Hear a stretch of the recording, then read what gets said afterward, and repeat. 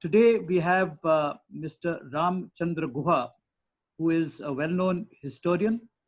He is a very, very accomplished writer. He writes on various subjects. Uh, his favorite subjects are history and cricket, as I can see. If I'm wrong, he would correct me on this. And and I used to know. I have known Mr. Guha since the college days. He was 2 years senior to me. He was a member of the college cricket team. He used to be an off spinner, and he is a very, very passionate cricket lover, like most of us Indians. He's also been closely associated with Indian cricket, and recently he was part of the CAC, which was appointed by the Lodha committee. So I am looking forward to, eagerly looking forward to listening to Mr. Guha. And let me close my mic and hand over the platform to Ram Guha. Ram, over to you. Thank you, George. Thank you, everyone. It's lovely to be with all of you, and especially my old friend and college contemporary, George. In the days where I used to play cricket for the college team rather indifferently, I was a second-class cricketer. I might speak about that. George was a first-class classical violinist. And the older I've got to appreciate the pleasures of classical music more and more. And maybe it's the wrong thing to say in beginning a talk on cricket, but actually at the age of 62, I slightly prefer classical music to cricket. So I think George would be pleased to hear that. Now, I'm going to give a personal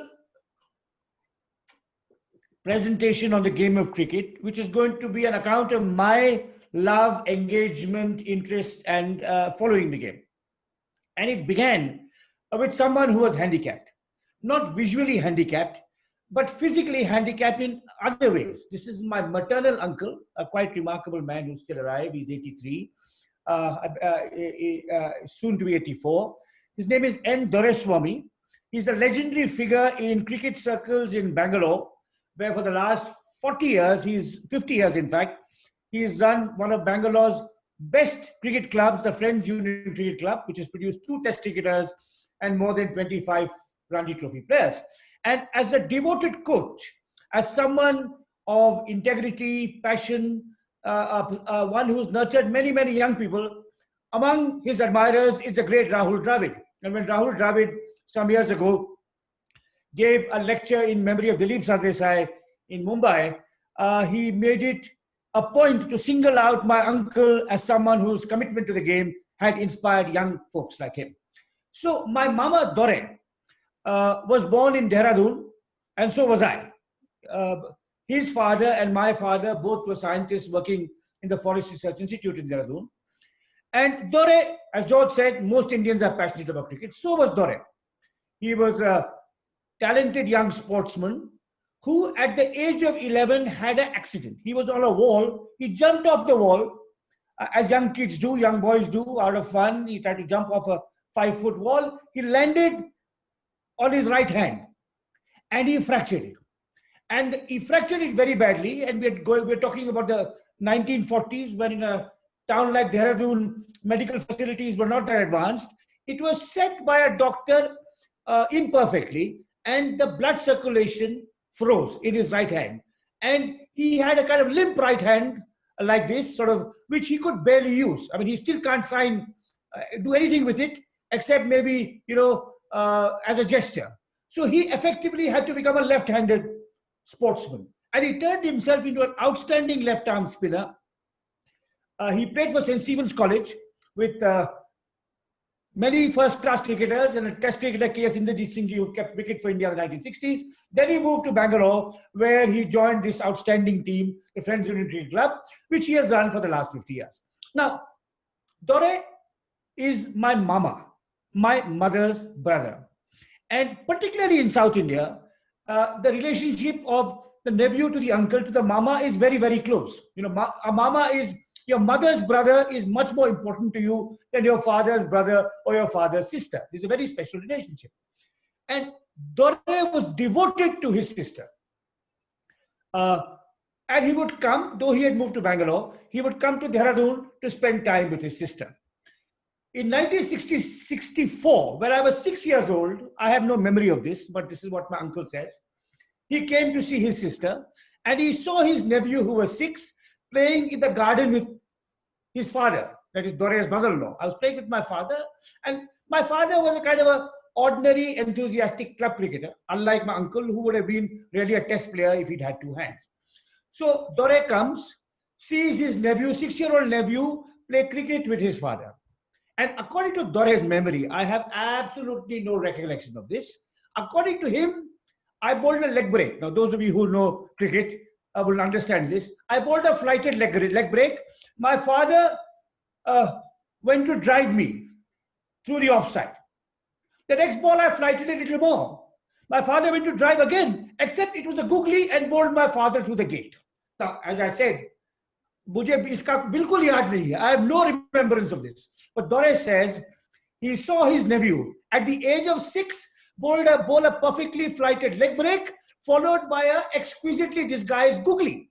And he said, my nephew at the age of 6 can bowl a leg break and a googly. It's the most difficult art in the game, leg break bowling. I mean, what Shane Warne and Anil Kumble do is much more difficult than bowling off breaks or bowling fast. You know, it's the most subtle, sophisticated, complex art in cricket is bowling leg breaks and googlies.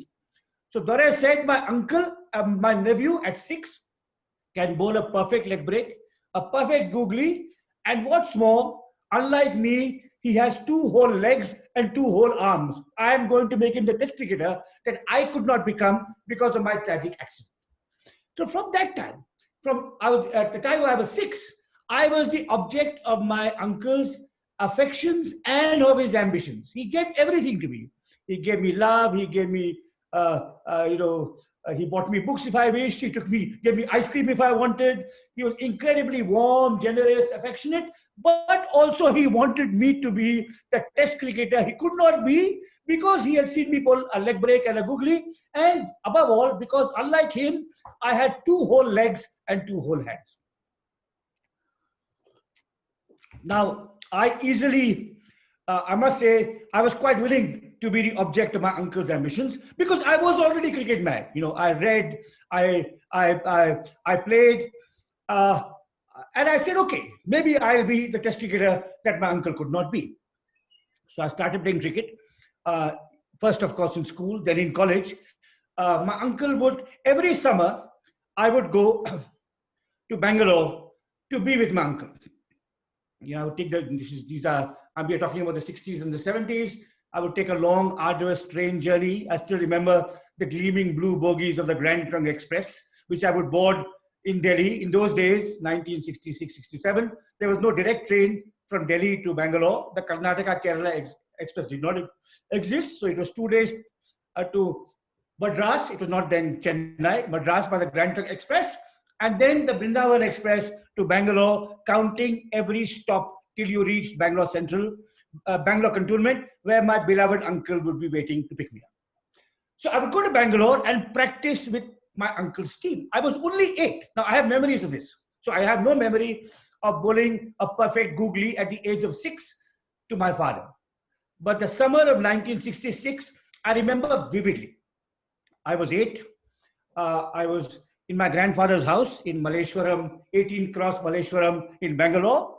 We would go across the road to the Malleshwaram High School. Now, I don't know, perhaps some of the listeners are from Bangalore or know that locality, Malleshwaram. The MAL in Malleshwaram, by the way, is the root of the Malgudi in R.K. Narayan's famous novels. Malgudi is a composite of MAL from Malleshwaram and the Gudi from Baswangudi, another great old Bangalore locality. So anyway, to get back to cricket, we'd been my grandparents' home. My uncle would take me for cricket practice. His club, the Friends Union Cricket Club, would practice in the Malleshwaram High School and they would play on matting. And we would go and take out the mat from the shed, from the garage, roll it out, hammer the nails in and play. Now, I was only 8, so I was obviously just watching. But I was given so much encouragement and affection, not only by my uncle, but by all the players of his club. One I remember with particular affection is a man who's still around called V. Ramdas. V. Ramdas was the younger brother of the test player V. Subramaniam, who was captain of the Mysore and Karnataka cricket teams and played, I think, 6 or 7 test matches for India. He got 100. He got a 50 against West Indies, I remember, in Madras in '67. Also a 75 in Adelaide the next year. He was a fine batsman and fielder. And his brother Ramdas, who unfortunately only played one Ranji Trophy match, was my first mentor because he played for my uncle Dore's club.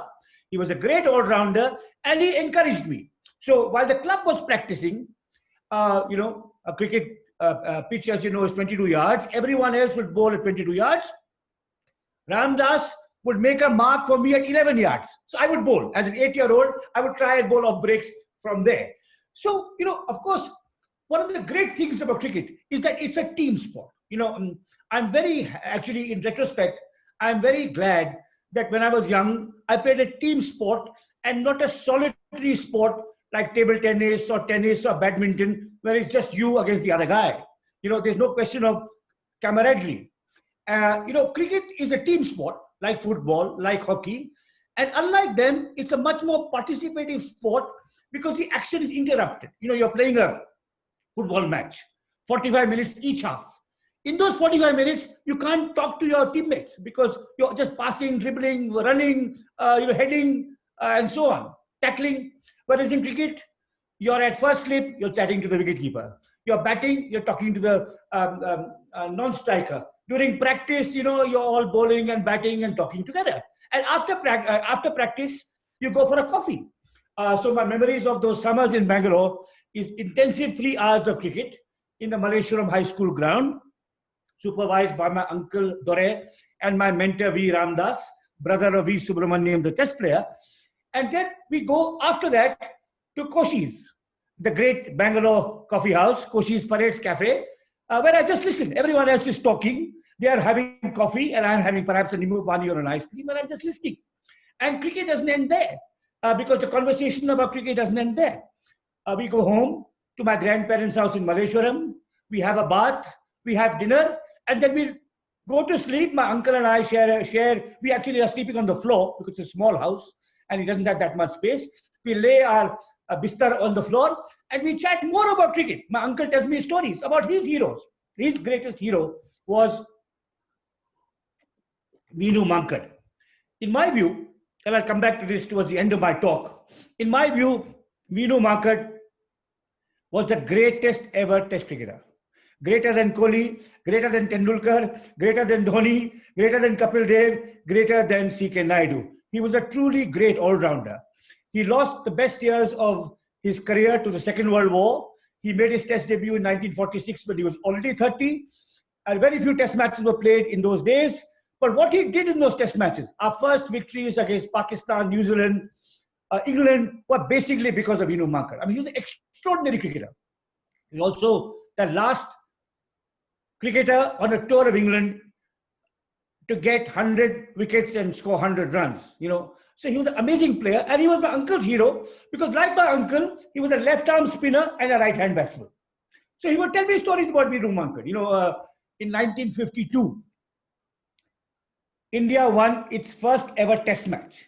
It was in Madras in January 1952, and we beat our former colonial masters, England. So it was an epic victory with great political overtones as well, because we had just been independent 4 years and we had beaten England. Vijay Hazare was the captain. Other players included Polly Umrigar, Vijay Manjrekar, Lala Amarnath. But the great hero of that victory was Veenu Mankad, who got 12 wickets. So the match was played in Chennai. I had not been born. I was born much later. My uncle Dore was a schoolboy in Dehradun listening to the commentary on the radio. And 20 years later, he could remember every wicket and how it was taken. So here we were, lying down on our bistar, about to go to sleep, the lights are out, and Dore is telling me how Mankad got Tom Graveney out, stumped, how he got Reg Simpson out, caught and bowled, how he got all the different ways in which a left-arm spinner would beguile and tease and trick and confuse and finally snare his victim, the batsman. So those early memories of cricket in Bangalore.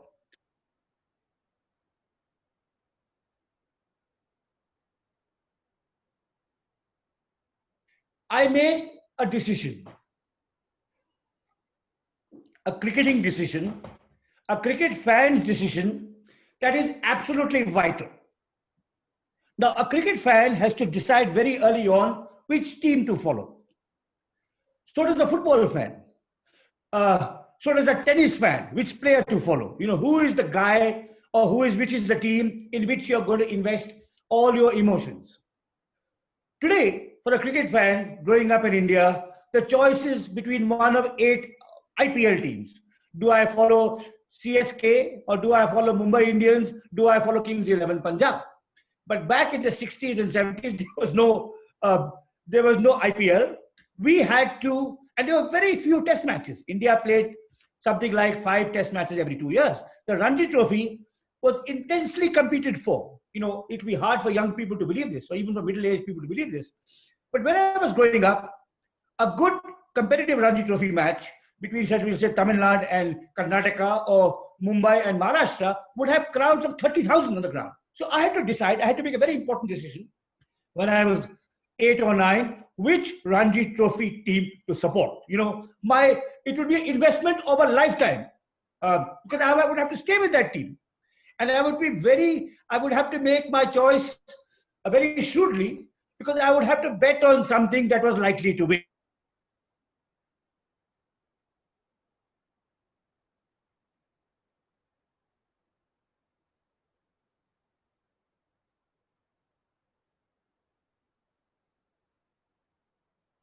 Boy from Dehradun, you know, there's no way, there's no logic, no reason for him to support Mumbai.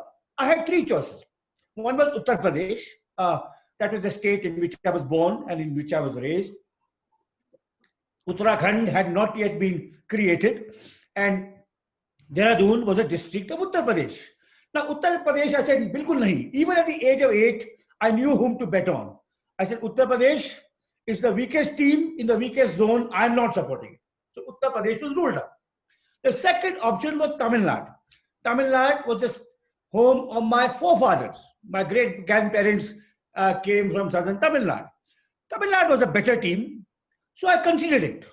The last option, and the one on which I hitched my wagon, was Karnataka. Karnataka, which was then called Mysore, at that stage had 3 players in the test team. Erapalli Prasanna, the off spinner, B.S. Chandrasekhar, the googly bowler, and V. Subramaniam, the all-rounder, whom I've already mentioned. So I was quite smart, even as a young boy. I said, Karnataka has a chance of beating Bombay. UP, never. Unke bas ki nahi hai. They will never become Ranji Trophy champions, at least when I'm around. Maybe Tamil Nadu, long shot, but Karnataka, look, they have 3 test players already, so I should support them. So at the age of 8, I made the shrewdest investment of my life. I chose Karnataka to support in the Ranji Trophy, and I'll come in a little while to how the investment paid off. Now, I mentioned my uncle's listening to the wickets that Vinu Makar took on the radio. And I want to say a little bit about how important the radio was. Now, these are times, the 1960s, that are radically different from what they are today for everyone, not least a cricket fan. Today, a boy of 10, as I said, has to decide between IPL teams. I had to decide between Ranji Trophy teams. Today, a boy or girl of 10 or 12 who likes cricket, she will watch television, or she'll watch Hotstar on her laptop or on her smartphone. Here, there was no question of that. There was no live television. Live television came to India only in the 1980s. So you had to follow, there was no internet. You had to follow cricket and follow your passion in 2 ways. One is the daily newspaper. So you wait for it. There's no internet at all. You wait for the newspaper to come the next day with the scores, the Ranji Trophy scores, the county cricket scores, the test match scores. And if you wanted to satisfy your interest and your pleasure more immediately, you would listen to the radio wherever there was live commentary. So at the radio, it's kind of, especially to a group like yours, I think I should say a little bit about the glories and the beauties of the radio.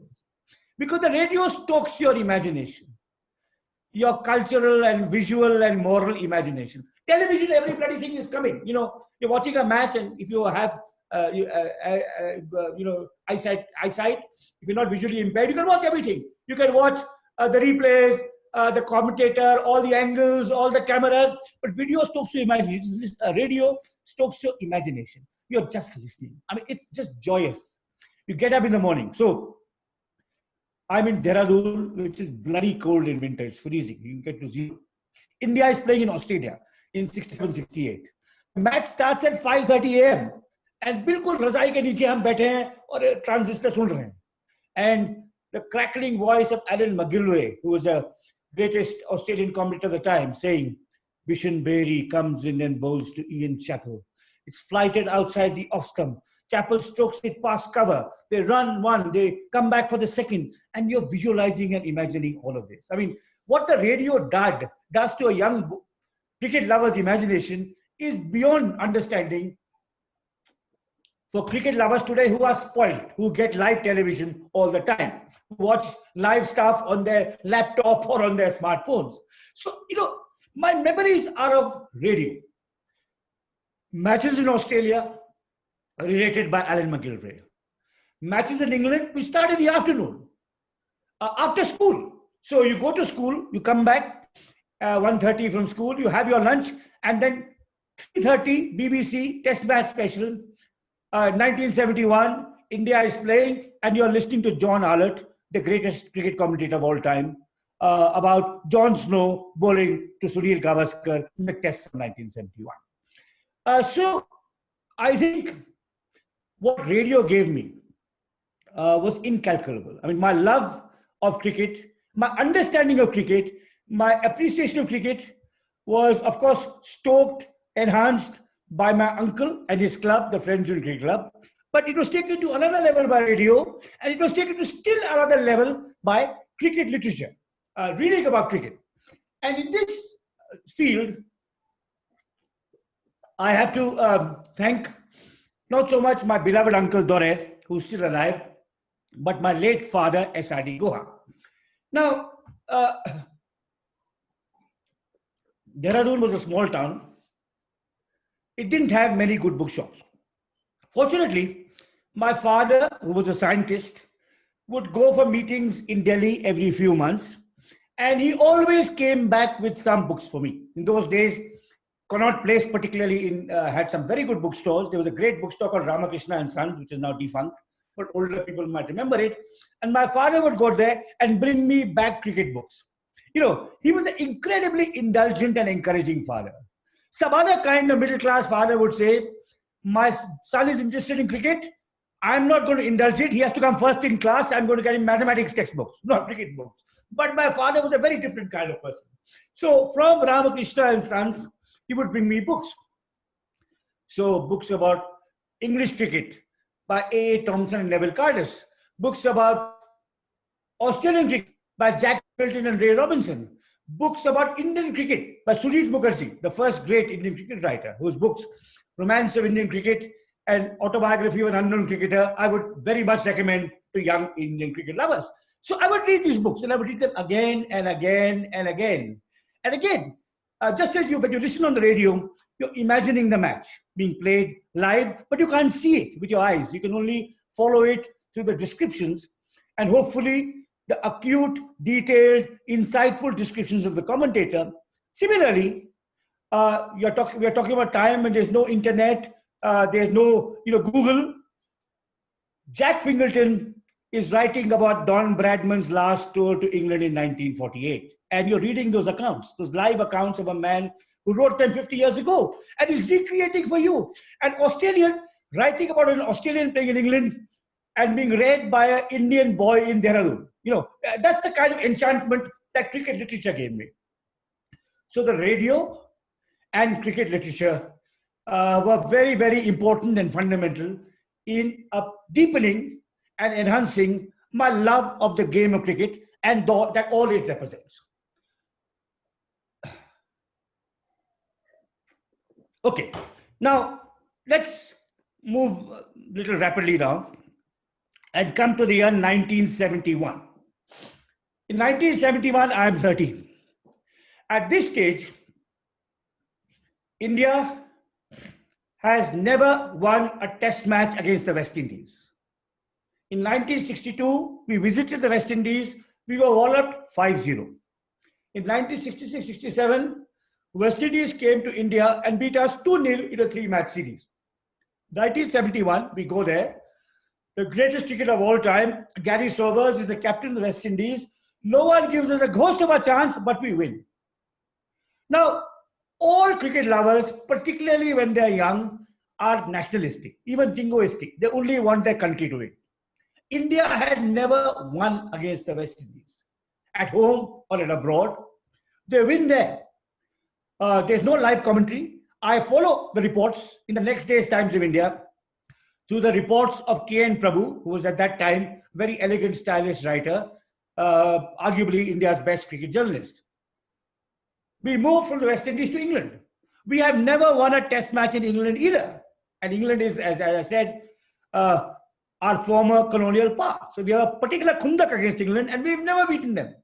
England has just had a very good team. Ray Illingworth, who is their captain, has just led England to a victory in Australia. They won the Ashes in Australia, the most difficult thing to do. No one gives us a ghost of a chance either, and we win. So 1971 is a very sacred year for me because I was 13, I was listening, I was playing cricket for my school team in Dehradun, I was absorbed with the game, and my country had for the first time defeated West Indies, who were world champions, and England in England. And, you know, some years ago, I had gone with my son to watch an Ashes test match in Manchester. This was England playing Australia. I think this was 2013 or 14, 2013, I think. And we were watching the match.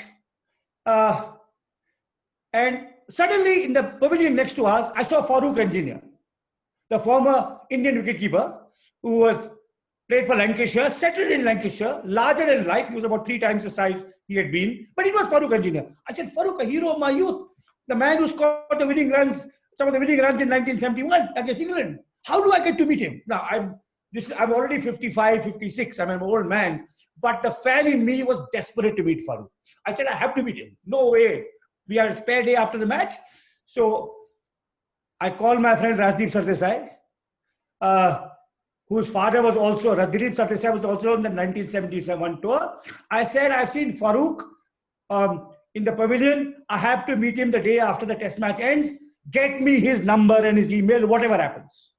Rajdeep was a very kind, I believe he's spoken to your group before. He's a very kind and helpful kind of chap. So although he did not have Farooq's details, somehow he got it for me. And we called Farooq and we went. My son and I went to meet him. And it was an extraordinary fans moment. You know, as I said, Farooq is 70, I'm 55, but I'm kind of slobbering over him. And in that, I was telling him about how sacred 1971 was for me. And I said, Farooq, it is so sacred that whenever, you have to use many of us need to use a 4-digit PIN to open our phone for a combination lock. Now, if you look at the pins that people use, if they are vain and egotistic, they use their own year of birth. If they love their spouse or partner greatly, they'll use their spouse or partner's date of birth.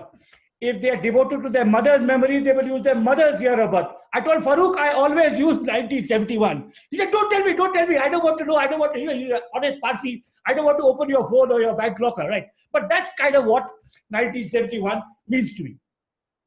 Because of these extraordinary victories. India wins all the time now.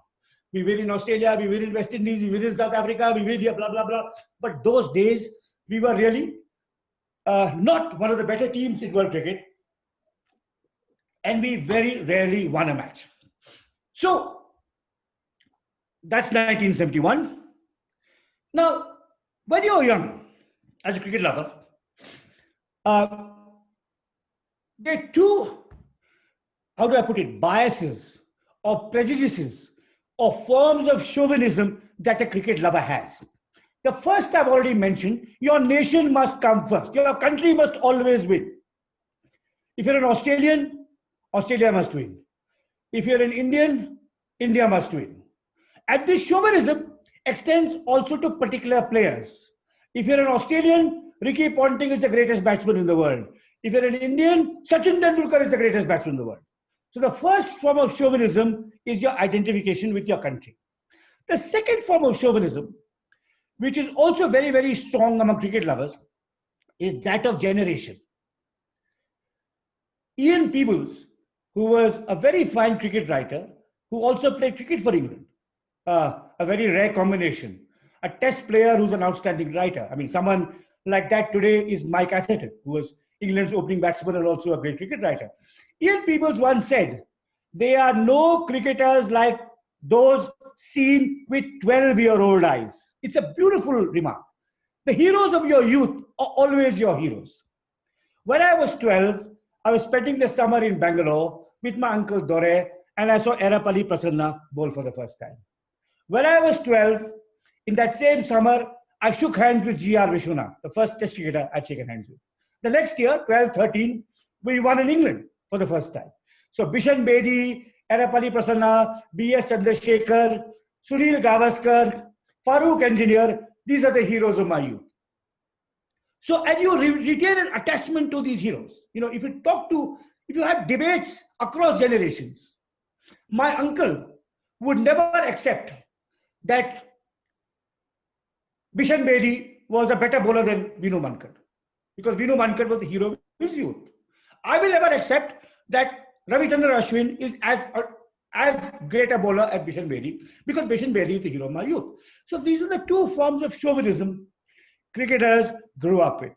The chauvinism of nation, it's your country first and foremost, and the chauvinism of generation. There are no cricketers as good as those you saw and worshipped when you were young. Now, the older you get, if you're broad-minded, if you are willing to learn and acknowledge, you outgrow these chauvinisms. Today, I'm not really so chauvinistic when it comes to generation. I can recognize that Virat Kohli is a greater batsman than G.R. Vishwanath ever was. Nor am I so chauvinistic when it comes to nation. The older I get, I don't really care if India wins the match or not. I just want a good match. Maza aana chahiye. A great innings, a great spell, a really richly contested test match. That's all I want. And in some ways, I prefer to watch a test where India is not playing. This summer, the last few weeks, I've been watching England versus West Indies. It's much nicer when India is not playing. For two reasons. One is you're not emotionally invested. You want great cricket. You don't care who wins. And the other reason, I must confess, is that the commentators are much better. Indian television commentators are disastrous. They talk and talk and talk and talk. They don't let you see and appreciate. On the other hand, to listen to Mike Atherton or Michael Holding or Shane Warne is pure delight. So, the chauvinism of nation, I have overcome. I just want to watch a good match. I don't care who wins or loses. The chauvinism of generation also I'm slowly shedding. Obviously, there's something else about the heroes of your youth. I have the great privilege to count Bishan Bedi as one of my friends.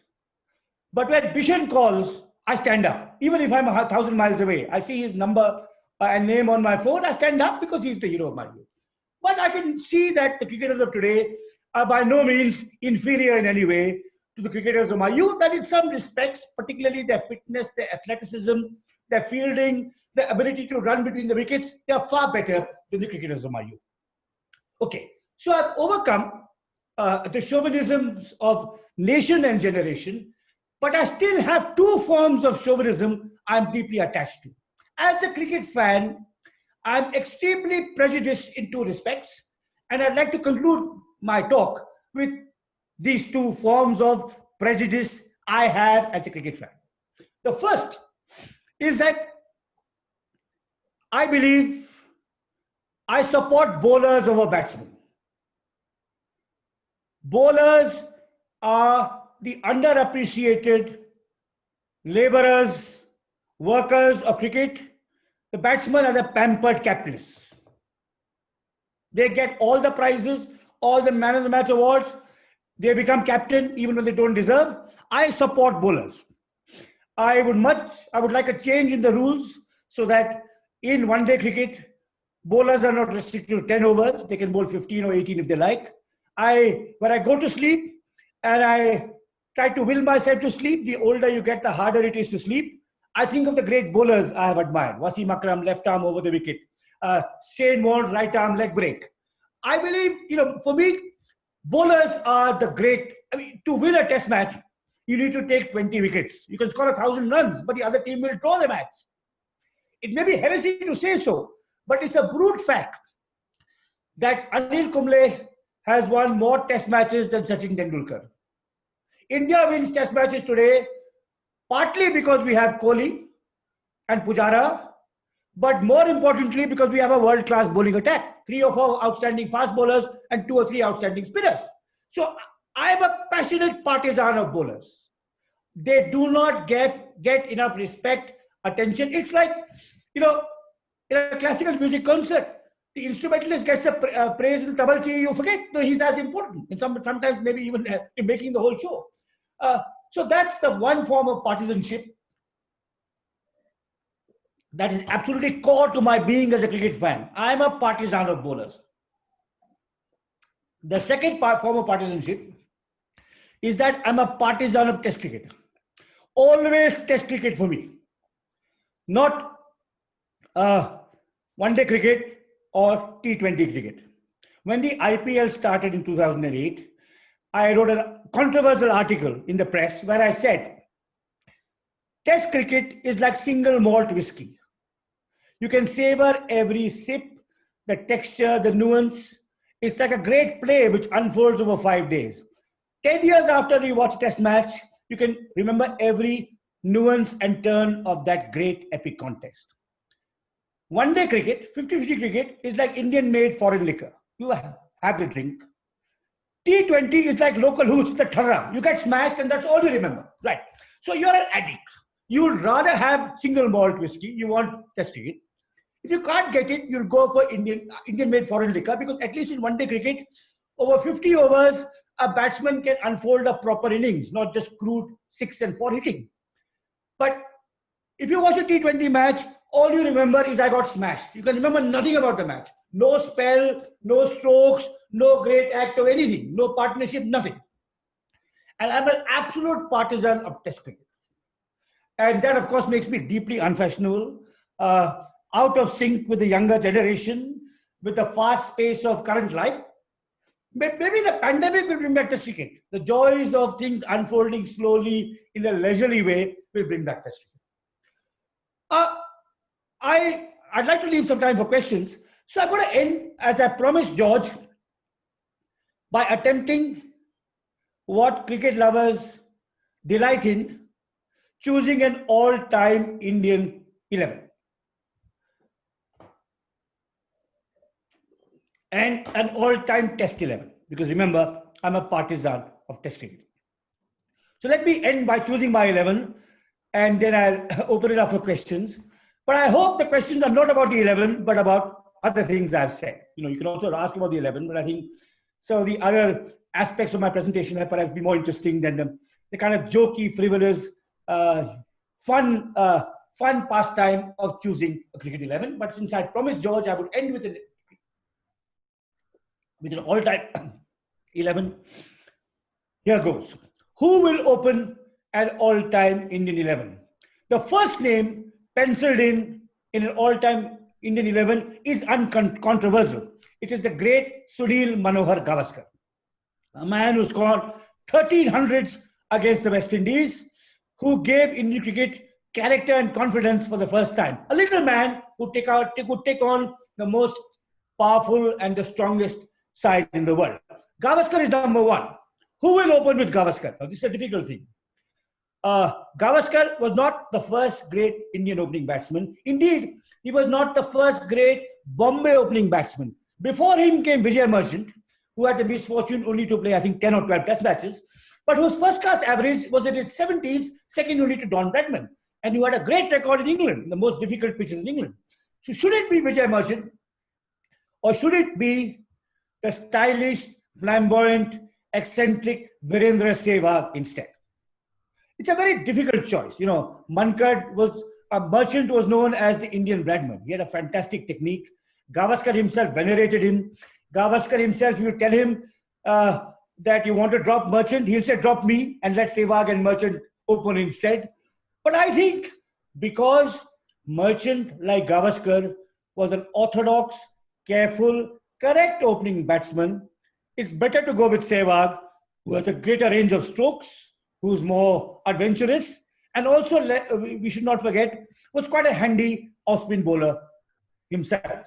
So 1 and 2 are Gavaskar and Sehwag. 3 and 4 are straightforward. It has to be Dravid and Tendulkar. You know, there's no question. I think the two greatest Indian batsmen ever. You know, a great Jugalbandi. They had many partnerships together. Dravid orthodox, Tendulkar, you know, more aggressive. So Tendulkar and Dravid, 3 and 4. No question, no debate. 5 is a problem. Left to me,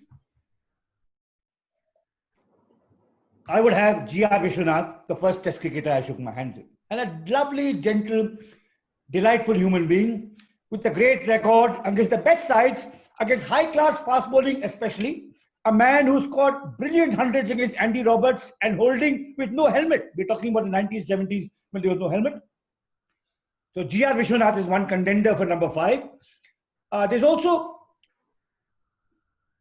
Vijay Hazare, who was the captain of our first test winning team, a truly great batsman. He scored 100 in each innings in Adelaide in 1947 against Lindwall and Miller, an awesome fast bowling pair. He could also a decent bowler of medium pace, and you want balance in your side. Should it be Vishwanath at number 5? Should it be Hazare? No, neither. It must be the current Indian captain, Virat Kohli, whose achievements are extraordinary. You know, whose control of the game, his authority, his skill, his command really makes him, with Gavaskar and Tendulkar and Dravid, truly, truly world class.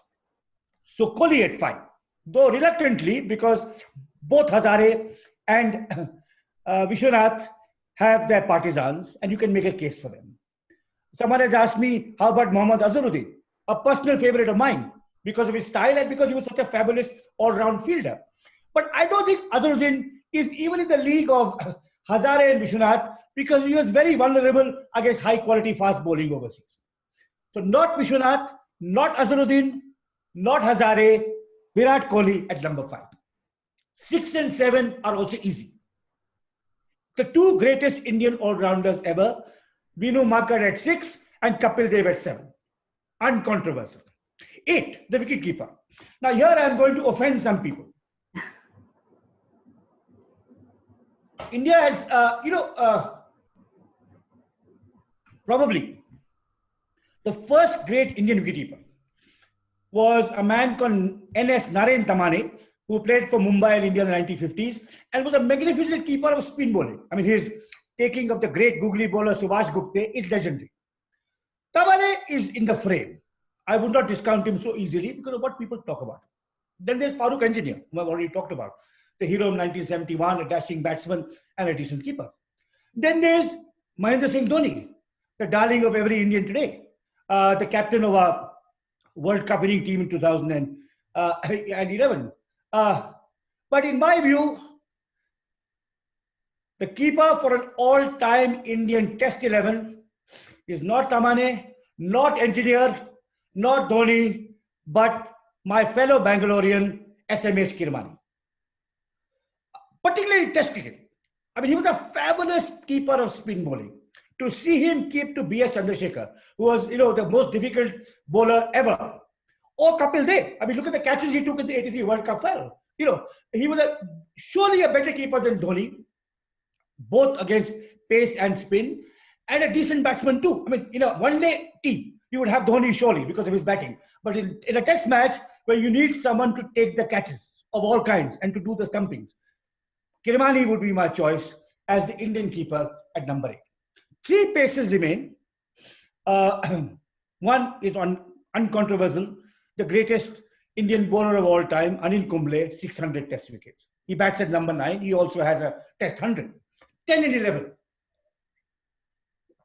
Now, you need one more fast bowler. You already have Kapil Dev. So you need one more fast bowler to share the new ball with him. There are really 2 choices for the second fast bowler to share the new ball with Kapil. One is Javagal Srinath, a fantastic off-cutter, outswinger, devastating on a crumbling wicket, big heart. Now, I'm tempted because he's from my state, Karnataka, to choose him. But I think on balance and fairness, I would go with Zahir Khan because he's also left arm. He gives you the balance and the diversity of left arm. And great with the old ball, change of pace. So Zahir Khan. One more place remains. It has to be a bowler.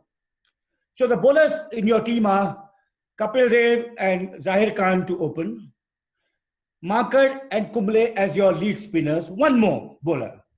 Now, should it be a spinner or should it be a fast bowler? Now, my generation like to play 3 spinners in an Indian team. So I would go for an off spinner. You have a googly bowler in Kumble. You have a left arm slow bowler in Markard. I would go with Erapalli Prasanna, who was the greatest Indian off spinner ever. But there's a case to be made for Chandrasekhar, who's a different kind of bowler from Kumble, or for a fast bowler. You know, today Indian teams usually play 4 fast bowlers and 1 spinner, or 3 fast bowlers and 2 spinners. And in modern conditions, it's reckoned that 3 fast bowlers, 3 seam bowlers, and 2 spinners is a better combination than 2 fast bowlers and 3 spinners. So if you choose a third fast bowler, I would choose possibly Srinath, or more likely Amar Singh, who's a great all-rounder of the 1930s, the Kapil Dev of the 1930s, you know, who's a terrific batsman, a terrific fielder, and a fabulous swing bowler. So this is my 11. This is my 11, and I'll conclude my talk there. Gavaskar and Sehwag to open. Rahul Dravid at number 3. Sachin Tendulkar at number 4. Virat Kohli at number 5. Kapil Dev at number 6. Vinu Markard at number 7. Syed Kirmani to be a wicketkeeper at number 8. Also someone who scored 2 test hundreds, let us not forget. Anil Kumble at number 9. Zahir Khan at number 10. And Erapalli Prasanna at number 11. If you have a touring squad of 15, you will have the people I've left out: Srinath, Vijay Hazare, and so on. Amar Singh, perhaps, MS Dhoni. Who will be the captain of this team? That's the last thing that I'll end. I think Sehwag is also captain India in a test match, which means Gavaskar, Sehwag, Dravid, Tendulkar, Kohli, Markard, Kapil Dev, Anil Kumble. So 8 out of 11 have captained India in a test match. Who do you choose? I choose Anil Kumble. Again, a very controversial choice, but a brilliant thinking captain who should have been made captain much earlier than he was. He should have been made captain instead of Sachin Tendulkar when Azharuddin gave up the job. And, you know, in terms of his analytical mind, Kumble would be my choice as captain and no one else. If not Kumble, Kapil Dev for inspiration. But I think as a thinking cricketer, Kumble is non-pari. So that's my Indian 11. And I end here. And I'd love some questions.